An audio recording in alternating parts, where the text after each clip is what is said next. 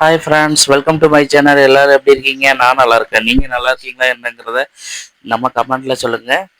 இன்னைக்கு நம்ம வழக்கம் போல் ஒரு கதை பார்க்க போகிறோம். அது என்ன கதைங்கிறத வாங்க உள்ளே போய் பார்க்கலாம். ஒரு அம்மா தன்னோட குழந்தைய கொஞ்சிக்கிட்டு இருக்காங்க. அதாவது எல்லா அம்மாவுக்கும் குழந்தைய ரொம்ப பிடிக்கும். அதே மாதிரி இவங்களுக்கு ரொம்ப பிடிச்சி அவங்க குழந்தைய கொஞ்சிக்கிட்டு இருக்காங்க. கொஞ்சம் முடிச்சு அந்த குழந்தைய வந்து தூங்குறதுக்கு கொண்டு போடுறாங்க. அப்போ திடீர்னு அந்த குழந்தைக்கு ஏதோ மாதிரி செய்யுது. உடனே பிள்ளையை தூக்கிட்டு அவங்க அப்படியே ரோட்டில் நடந்து வந்துட்டு இருக்காங்க. ஆனால் ரோட்டில் யாருமே இல்லை, எந்த பஸ்ஸும் நிற்கல. ஆனால் தூரத்தில் ஒரு கார் மட்டும் வர்ற மாதிரி தெரியுது. அந்த காரில் வந்து இவங்க வந்து ஏறுறாங்க. அதாவது கை காட்டுறாங்க, லிஃப்ட் கேட்டுறாங்க. உடனே அந்த காரை நிப்பாட்டிட்டாங்க. அந்த குழந்தைய காருக்குள்ளே வச்சுட்டு இவங்களும் அந்த கிளம்பிடுறாங்க. இவங்க இப்படி குழந்தைய எப்படியாவது காப்பாற்றணும்னு சொல்லி காரில் தெரியாதவங்கனாலும் ஏறி போயிடுறாங்க. அதை பார்த்து அவங்க சொந்தக்கார ஒரு வயசான லேடி வந்து இதை தப்பாக எடுத்துக்கிட்டு அவங்க வீட்டில் போய் அவதூறு பரப்பிடுறாங்க. அவங்க மாமியார்கிட்ட போய் இல்லாதெல்லாம் சொல்லி அவங்கள தப்பாக சொல்லிடுறாங்க. அவங்களும் அதை நம்பி இவங்க பேச்சை கேட்டு அவங்க மருமகளை தப்பாக எடுக்கிறாங்க, தப்பாக நினச்சிக்கிறாங்க. அதை அவங்க பையன்கிட்டையும் சொல்லணும்னு நினைக்கிறாங்க. கொஞ்ச நேரத்துலேயே அவங்க பையனும் வந்துடுறாங்க. பையன் வந்த உடனே எல்லாத்தையும் சொல்கிறாங்க. உன் பொண்டாட்டி என்னெல்லாமோ செய்கிறா, அதாவது யாரோடைய காரில் ஏறி போயிருக்கா, அதை நம்ம சொந்தக்கார பொம்பளை வந்து பார்த்து சொல்லிட்டு போகிறா. இதெல்லாம் சரியில்லை, இதெல்லாம் குடும்பத்துக்கு சரி வராது, அவளை எப்படியாட்டும் அறுத்து விட்டுரு அப்படின்னு சொல்கிறாங்க. அவங்க அப்படி சொல்லிட்டு இருக்காங்க. ஆனால் கொஞ்சம் தூரத்தில் அவங்க அந்த ஒய்ஃப் வந்து வந்துட்டு இருக்கிறாங்க. அவங்க முகத்தில் ஒரு சந்தோஷம் தெரியுது. அதாவது தன் குழந்தைய காப்பாற்றிட்டோங்கிற சந்தோஷத்தோட வராங்க. அப்போ வந்த உடனே இவர் கேட்குறாரு, எங்கே போனேன் என்னன்னு கேட்குறாங்க.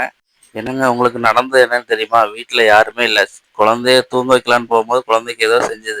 என்ன செய்யுதுன்னு தெரியாமல் பயந்து போய் பிள்ளைய தூக்கிட்டு உடனே ஹாஸ்பிட்டலுக்கு போகணுன்னு பார்த்தேன். ஆனால் ரோட்டில் யாருமே எந்த பஸ்ஸுமே கிடைக்கல, யாரும் இல்லை. அதனால் ஒரு அவசரத்துக்கு ஒரு காரில் ஏறி போயிட்டு பிள்ளைய காப்பாற்றி கூப்பிட்டு வந்துட்டேன். ஹாஸ்பிட்டலில் போய் பார்த்துட்டு பிள்ளைக்கு சரியாகணுன்னு தான் எனக்கு உசுரே வந்தது அப்படின்னு சொன்னாங்க. அதையும் இவங்க புரிஞ்சுக்கிட்டாங்க. ஓ, அவசரத்துக்கு தான் இப்படியே போயிட்டு வந்திருக்குறா அப்படின்னு சொல்லி அவரும் புரிஞ்சுக்கிட்டாரு. அவங்க அம்மாவும் புரிஞ்சுக்கிட்டாங்க. இப்படி நடந்தது தெரியாமல் அந்த அவதூறு பரப்புனங்க சொந்தக்காரங்க வீட்டில் போய் இவர் சண்டை போடணும்னு போனார்.